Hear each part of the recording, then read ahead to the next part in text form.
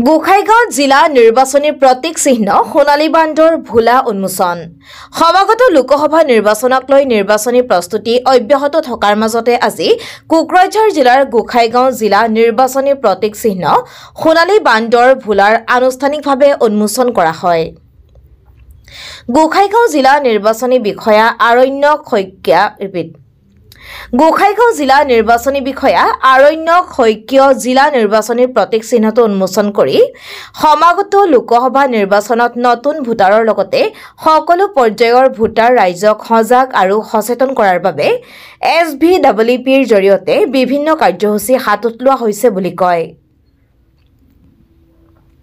জিলা নিৰ্বাচনী প্ৰতীক চিহ্নটো উন্মোচন কাৰ্যসূচীত গোসাইগাঁও জিলা নিৰ্বাচনী বিষয়াৰ SVWP কোখৰ নডেল বিষয়া মানস বৰদলৈৰ লগতে বিষয়া কৰ্মীসকল উপস্থিত থাকে।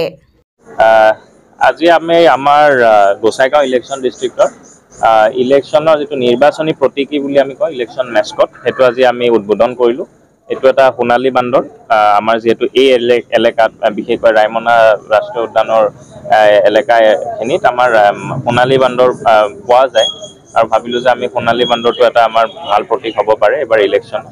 তাৰ লগতে তাক নামো দিয়া গৈছে, তাক আমি ভোলা বুলি কওঁ। ভোলা মানে এটা খুব ভাল ভদ্ৰ সৰু বান্দৰ এটা যিটো মানে আমাৰ সৰু যিটো ডেকা চাম আছে তেওঁলোকৰ লগত যাতে অলপ তেওঁলোক জড়িত হ'ব পাৰে এইটো উদ্দেশ্যৰে। আৰু মেইন উদ্দেশ্য এইটোৱে যে অহা পৰৱৰ্তী আমাৰ 1.5 মাহত বিভিন্ন ধৰণৰ আমি সুইপ এক্টিভিটিজ বা ভোটাৰ এৱেৰনেছ এক্টিভিটিজ আমি কিছুমান হাতত ল'ম। তো এইটো প্ৰথম সেনেকুৱা এক্টিভিটি আৰু তাৰপিছত পৰৱৰ্তী দিনত আমি কিছুমান যেনেকৈ বাটৰনাট হ'ব, চুনাও পাঠশালা বুলি এটা ইলেকশ্যন কমিশ্যনৰ গাইডলাইনছৰ মতে হ'ব। তাৰপিছত আমাৰ কিছুমান জাগাত ৰং কৰা হ'ব। তাৰপিছত আমাৰ কি বুলি কয় কিছুমান ধৰণৰ কম্পিটিশ্যন সৰু সুৰা কম্পিটিশ্যন কিছুমান ডিবেট কম্পিটিশ্যন এছএ কম্পিটিশ্যন এনেকুৱা সৰু সুৰা কিছুমান আমি হাতৰ ব্যৱস্থা ল'ম বুলি ভাবিছোঁ।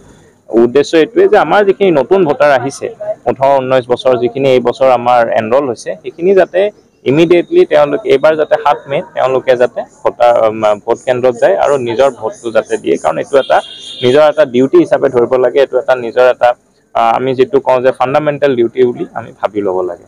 সেইটোৱে উদ্দেশ্য।